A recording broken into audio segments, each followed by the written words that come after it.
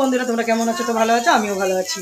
তো চলো, এই দেখো প্রথমেই বলি কোথায় দেখো খোপাটা করেছি। এত গরমের মধ্যে আমার বদ্দি এরম খোপা করে, আমিও করেছি। দেখো এত গরমের মধ্যে ওই জন্য খোপাটা করেছি এখানে।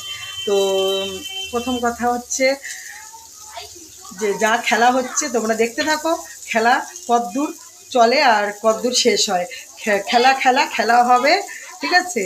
তো কদ্দূর হয় দেখতে থাকো। আর চলো, এখন আমার মেয়েকে আমি কী খাওয়াবো। আর মানে আমার মেয়ে খেতে ভালোবাসে, মানে এখন অন্তত গরমে খেতে ভালোবাসে। কি খাওয়াচ্ছে এখন চলো দেখা। তো আমার মেয়ে বলেছে আমার পান্তা ভাত খাবো, ওই জন্য আমি পান্তা ভাত মানে এই যে ভাত জলে মানে জলে ভাত বলছি, ভাতে জল দিয়ে রেখে দিয়েছিলাম। ও খেতে মানে খুব ভালো খেয়েছে, দুদিন খাইছি বলে।